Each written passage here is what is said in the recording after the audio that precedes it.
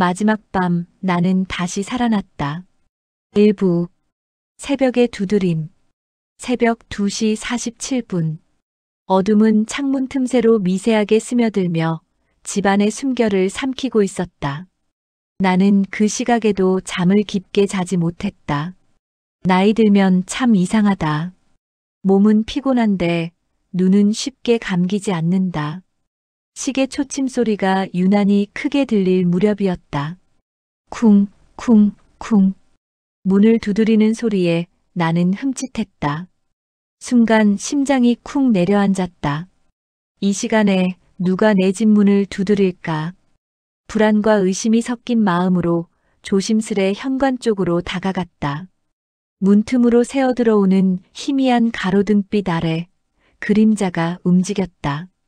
젊은 남자의 목소리가 들려왔다.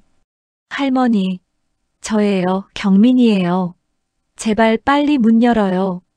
경민이라니. 2층에 사는 청년이었다. 항상 안녕하세요 하고 밝게 인사하던 성실하고 점잖은 아이. 그 아이가 왜 이런 시간에 나를 찾을까? 나는 망설이다가 문고리를 잡았다. 경민아, 무슨 일이야? 설명할 시간이 없어요. 지금 빨리 나가셔야 해요. 그의 손이 문틈 사이로 내 손을 거칠게 붙잡았다. 그 손은 차갑고 떨리고 있었다. 그 눈빛엔 진짜 공포가 서려 있었다. 나는 이유를 묻지 않았다. 노년의 본능이 말했다. 지금 따라 나가야 한다. 나는 지갑만 들고 현관을 나섰다. 그리고 5초 뒤 등 뒤에서 펑 터지는 듯한 소리가 났다. 집이 흔들렸다. 유리창이 깨지는 소리, 불길이 타오르는 냄새. 경민이 나를 잡아 끌었다.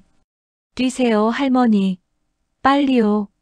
나는 숨이 턱 막혔다. 심장이 귀 뒤에서 뛰는 소리가 들릴 만큼 집이 붉은 불빛에 휩싸이고 있었다. 내가 수십 년을 살아온 그 집이 순식간에 지옥이 되어가고 있었다.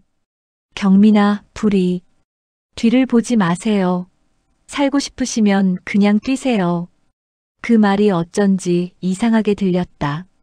살고 싶으면이라니. 이건 단순한 사고가 아니었다.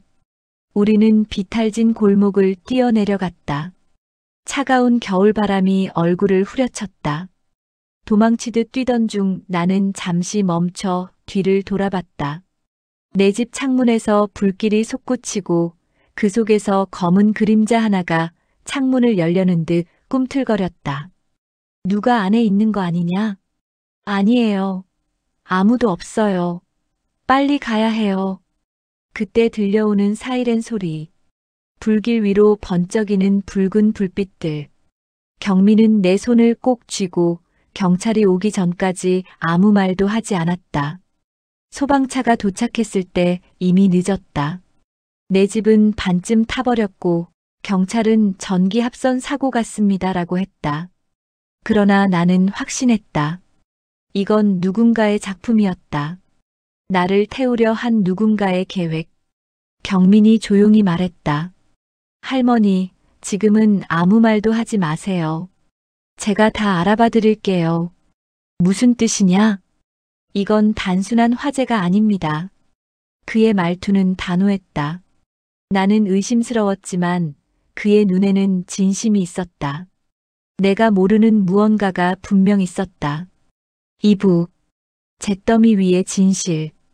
불이 완전히 꺼졌을 때 하늘은 이미 희미한 회색으로 변해 있었다. 연기가 아직도 골목을 메우고 있었다. 나는 그 자리에 멍하니 서 있었다. 검은 잿더미 속에서 타버린 나무 냄새가 코끝을 찔렀다. 눈앞이 흐릿했다. 불빛 때문인지 눈물 때문인지 알 수 없었다. 할머니, 앰뷸런스 오고 있어요. 괜찮으세요? 경민이 물었다. 나는 고개를 저었다. 괜찮다, 경민아, 괜찮아. 하지만 내 목소리는 떨리고 있었다. 경찰이 다가와 조심스레 말했다. 할머니, 혹시 안에 다른 가족분 계셨습니까? 아니요. 저 혼자 살아요. 불이 난 시각은 새벽 2시 50분쯤으로 보입니다. 전기압선으로 보이는데 확인해 봐야겠네요. 전기압선. 나는 그 말을 몇 번이고 속으로 되뇌었다. 하지만 내 눈에 들어온 건 타버린 거실 한복판의 빈자리였다. 그곳에는 늘 내 금고가 있었다. 남편이 죽기 전 남긴 유산과 내가 모은 돈, 그리고 아들에게 물려주려던 땅 문서까지. 그게 사라져 있었다. 경민아. 네. 저기, 내 금고가 없어. 금고요? 그의 얼굴이 굳었다. 원래 어디 있었죠? 거실 벽장 안쪽에 벽을 뜯어내야 나오는 자리였는데 나는 말을 잇지 못했다. 경민은 불타버린 벽을 손전등으로 비추며 낮게 중얼거렸다. 누가 불이 나기 전에 가져갔어요. 나는 그제야 무릎이 풀려버렸다. 그럼 그게 도둑이냐? 아닙니다. 그는 잠시 망설이다가 나를 똑바로 바라봤다.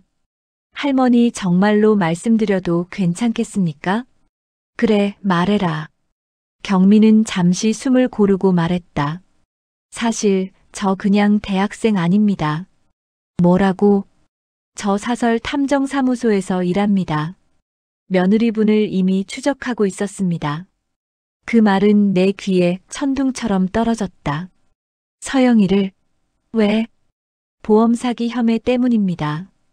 뭐라고요? 경민은 휴대폰을 꺼내 CCTV 영상을 보여줬다.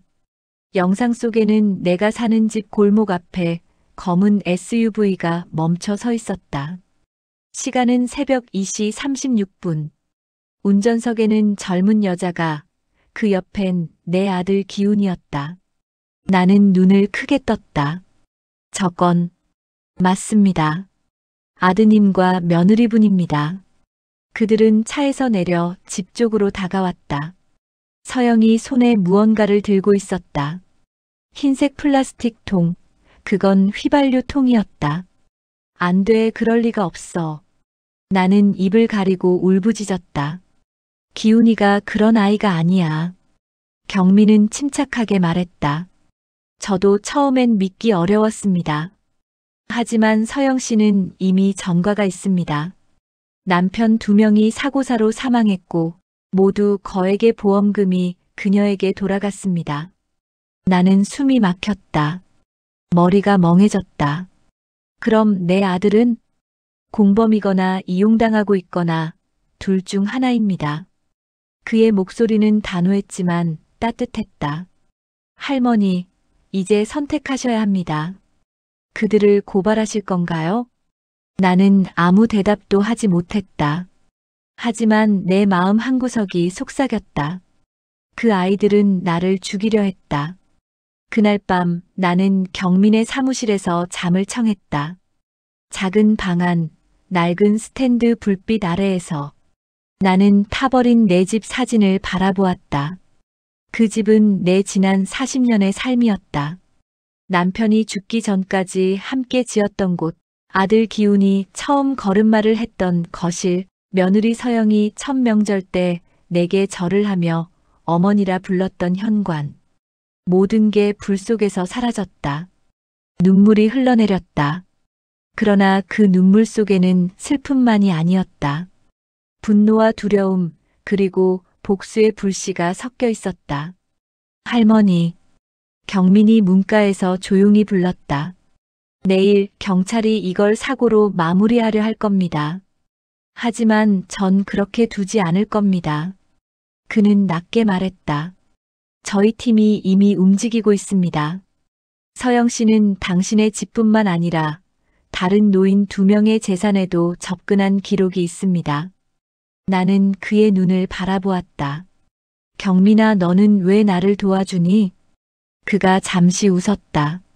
예전에 제 할머니가 비슷한 일을 겪었거든요.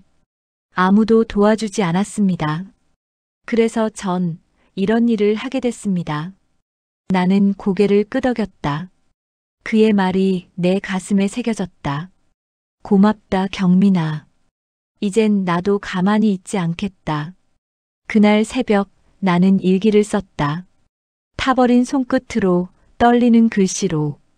오늘 내 세상이 무너졌다. 하지만 내 심장은 아직 타고 있다. 잿더미 속에서도 불씨는 남는다. 그리고 그 불씨는 내일을 향해 타오를 것이다. 3부. 사라진 가족. 일 깨진 고요.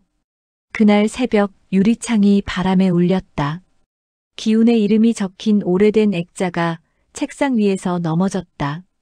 나는 그 액자를 다시 세우며 손끝으로 먼지를 털어냈다. 액자 속의 아들은 여전히 환하게 웃고 있었다. 기훈아, 넌 지금 어디에 있니? 그날 이후 전화 한 통조차 오지 않았다. 사람들은 다들 말했다.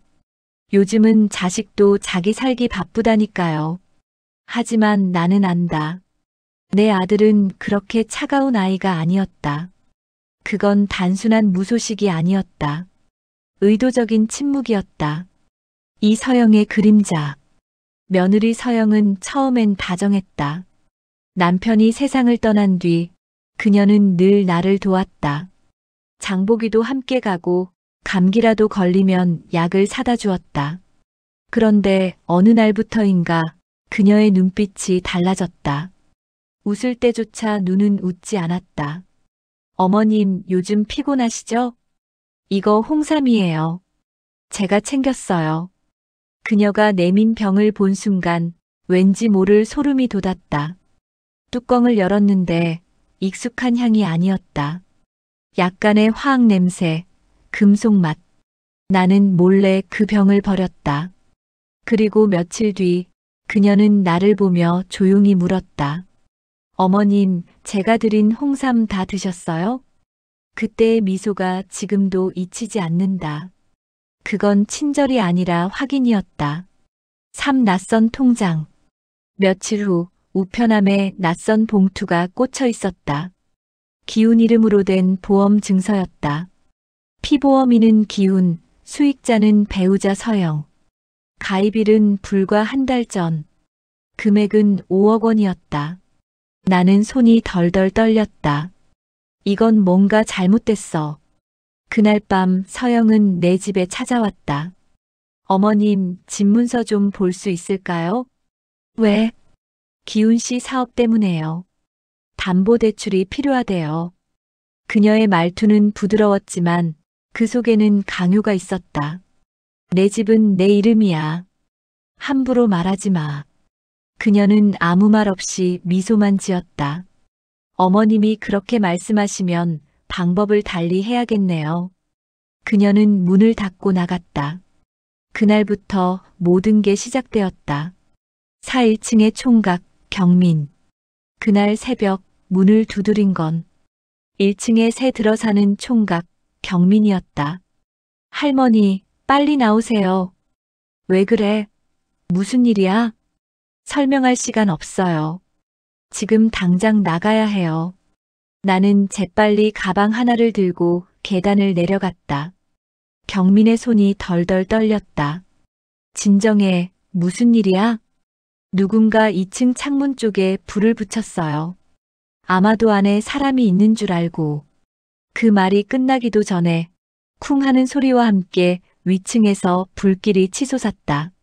내가 살던 집이었다. 그날 나는 자신의 장례식을 미리 본 사람처럼 그 불길을 바라봤다. 옷 찜질방의 고백. 우리는 새벽 찜질방으로 피신했다. 그곳의 따뜻한 불빛이 마치 다른 세상 같았다. 할머니, 이제 말씀드려야 할 것 같아요. 경민이 낮은 목소리로 말했다. 사실 저 탐정 사무소 조수입니다. 나는 놀라 그를 바라봤다. 탐정이라고? 네. 저희 형이 이 일하고 있어요. 며칠 전 어떤 보험 사기 사건을 조사하다가 서영이라는 이름이 나왔어요. 나는 숨이 멎는 줄 알았다. 그 여자는 세 번째 남편까지 죽게 만든 사람이에요. 전부 사고사나 병사로 위장됐죠. 보험금은 모두 그녀 앞으로 나왔어요. 그럼 기훈이는? 네. 내 아드님이 네 번째였어요. 나는 손을 떨며 의자 팔걸이를 꽉 잡았다. 경미는 잠시 말을 멈췄다가 천천히 이어갔다. 그녀는 이미 할머니까지 노리고 있었어요. 집을 팔지 않겠다고 하셨죠? 그래서 화재로 위장하려던 겁니다. 그럼 그날 불은? 네, 계획된 겁니다. 나는 두 손으로 얼굴을 감쌌다. 온몸이 부들부들 떨렸다. 내 아들, 내 며느리, 내 피부치들이 나를 죽이려 했다니. 경민이 조용히 내 손을 잡았다. 이제 할머니는 더 이상 피해자가 아니에요. 우리 싸워요. 그들에게서 모든 걸 되찾아요. 나는 고개를 들었다.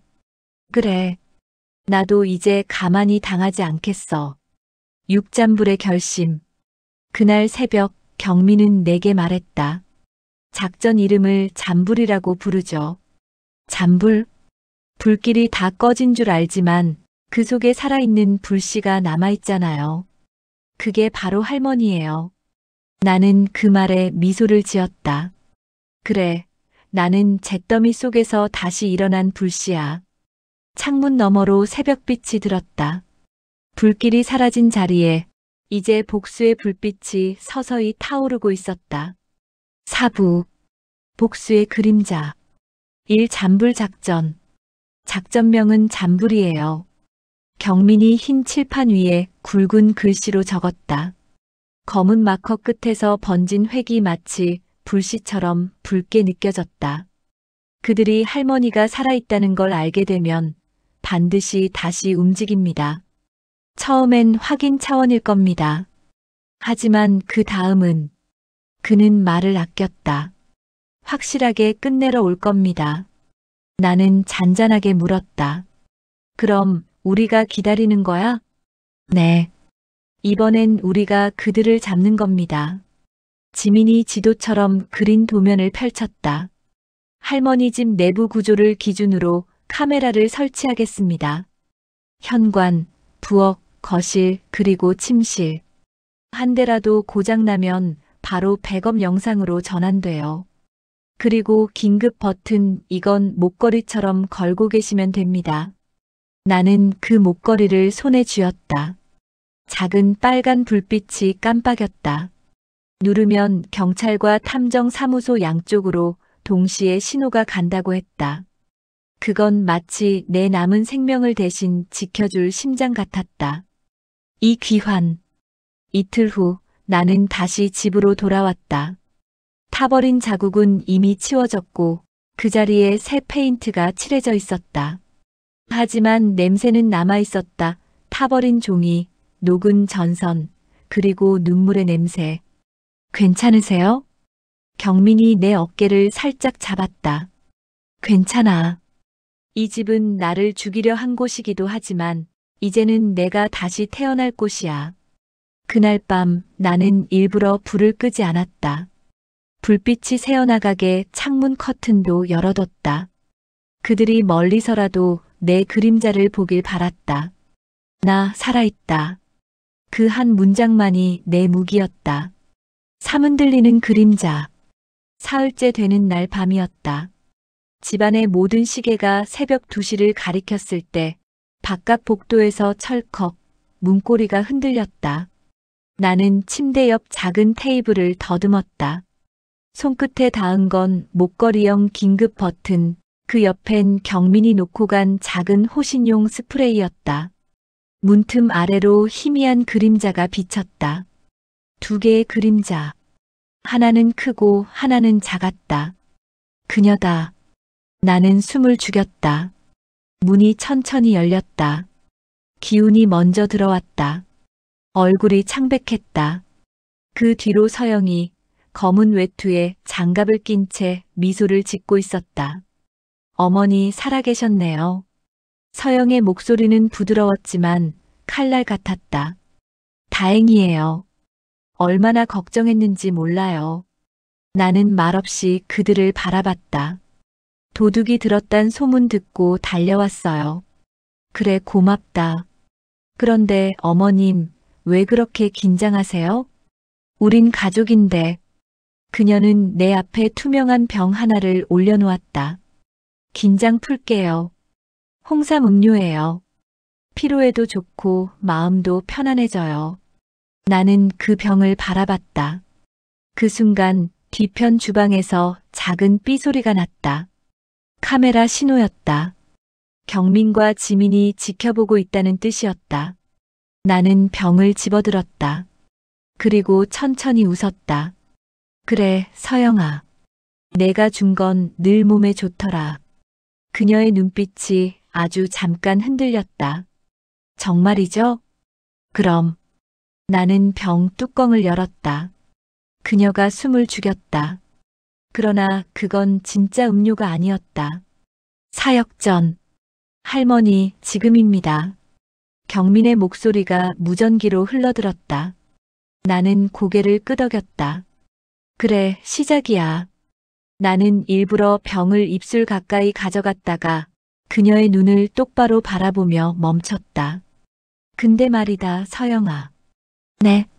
사람이 3번은 속을 수 있어도 4번은 안 속는 법이지. 그녀의 얼굴이 굳었다.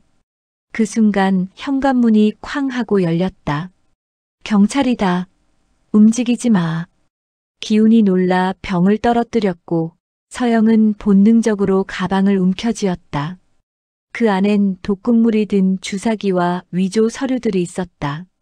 지민이 순식간에 달려들어 그녀의 팔을 꺾었다. 끝이야, 서영씨.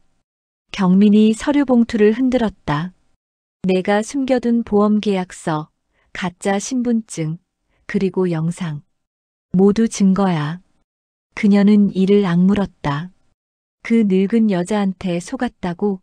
말도 안 돼. 나는 조용히 말했다. 아니, 내가 날 과소평가한 거야. 기운이 그제야 무릎을 꿇었다. 엄마 미안해요. 난 그냥. 됐어. 넌 이제 그 여자한테서 벗어나야 해.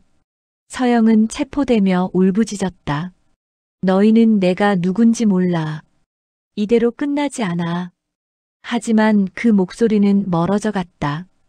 경찰차 문이 닫히는 소리, 사이렌이 울리고 집 안에는 다시 정막이 내려앉았다. 오잔불이 남은 자리. 할머니, 이제 안전하십니다.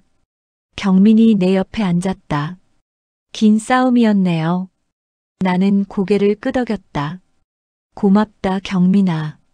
내가 아니었다면 난 이미 저 세상 사람이었겠지. 그는 미소 지었다.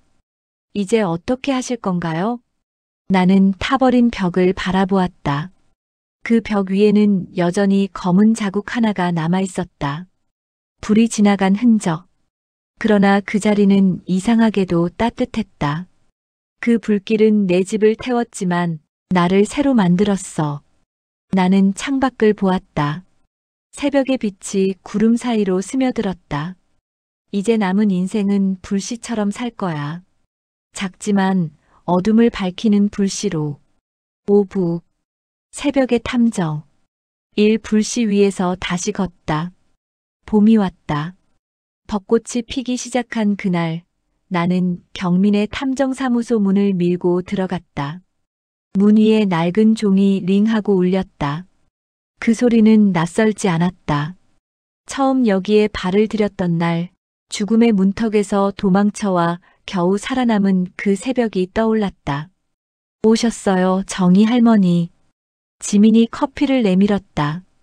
향긋한 커피 냄새에 가슴이 따뜻해졌다. 오늘부터 본격적으로 일하시죠? 경민이 장난스럽게 물었다. 그래야지. 어차피 놀면 뭐해. 이제 나도 누군가를 지켜줄 차례니까. 그들은 서로를 바라보며 웃었다. 그 웃음 속엔 경외심도 존경도 섞여 있었다. 70대의 여성이 죽음과 배신을 넘어 새 인생을 시작하는 순간을 보고 있었기 때문이다. 이 탐정 정희의 첫 사건. 첫 의뢰인은 할아버지 한 분이었다. 이름은 나복수. 자신의 노모가 돌보던 요양병원에서 의문의 낙상사고로 사망했다고 했다. 병원은 자연사라 했지만 아들은 어딘가 이상하다고 느꼈다고 했다. 그날 엄마가 나한테 전화를 했어요. 여기 이상한 약을 줘. 냄새가 달라. 그게 마지막이었어요. 나는 그의 눈을 똑바로 바라봤다. 그 불안, 그 분노, 그 억울함. 그건 내가 겪었던 것과 똑같았다. 걱정 마세요. 제가 확인해 드릴게요. 사건은 간단하지 않았다. 약 봉투의 성분을 확인하니 하루치 복용량을 3배로 늘린 흔적이 있었다. 게다가 요양병원 의사가 특정 제약회사와 결탁해 있었다. 의도적인 과다 처방이에요. 지민이 서류를 내려놓으며 말했다. 경민이 CCTV를 재생했다. 이날 약을 갈아치운 간호조무사가 있죠. 이 사람 이미 2건의 사고에 연루됐어요. 나는 그 화면을 바라보며 가슴 속에서 뜨겁게 올라오는 걸 느꼈다. 그래, 이런 일이 또 있었구나. 세상이 달라졌어도 약한 사람들은 여전히 이용당하고 있었다. 우리는 밤새 자료를 정리했고 새벽 4시 경찰서에 제출했다. 며칠 뒤 그 간호조무사와 병원장은 구속되었다. 감사합니다. 정말 감사합니다.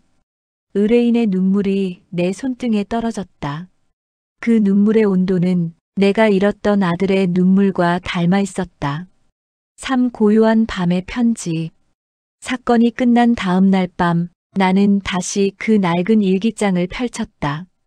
불길이 스쳐간 표지에는 여전히 검은 흔적이 남아 있었다. 기훈아, 널 용서한다.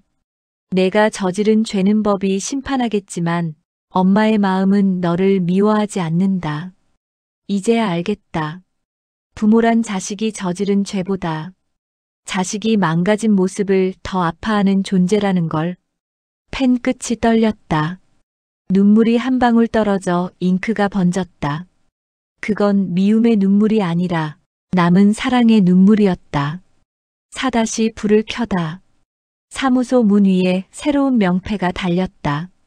정의앤드 경민 탐정사무소 엘더 저스터스 유넛.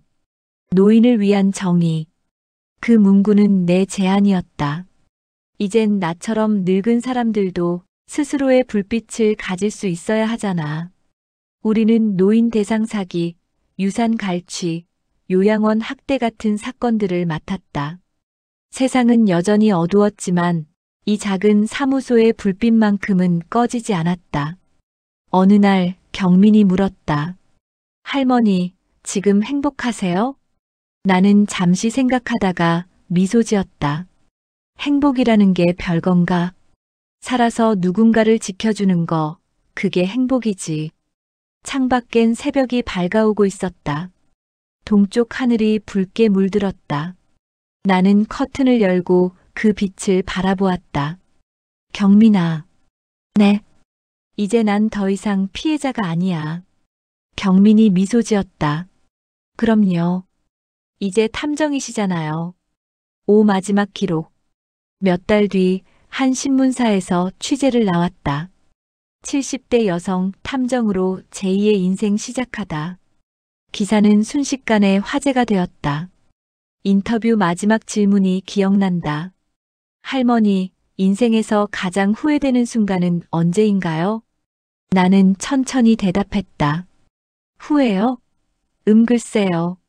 사람을 너무 믿었던 게 아니라 나 자신을 믿지 않았던 게 후회죠. 기자는 조용히 웃었다. 그날 저녁 나는 사무실 문을 닫으며 속삭였다. 이제 나는 불씨가 아니다. 나는 불꽃이다. 6에필로그 불꽃의 노래. 몇 달 후 봄비가 내리던 날이었다. 나는 남편의 묘소를 찾아갔다. 묘비 앞에는 조용히 피어난 들꽃 하나가 있었다. 여보, 이제 당신 걱정 안 해도 돼. 당신이 지켜주던 그 마음, 이젠 내가 이어받았어. 비가 흘러내려 묘비를 적셨다. 그건 마치 하늘이 주는 세례 같았다. 나는 웃으며 비를 맞았다. 비는 내 옷을 적셨지만 마음은 맑았다. 세상은 여전히 어두웠지만 이제 나는 어둠을 밝히는 사람이었다.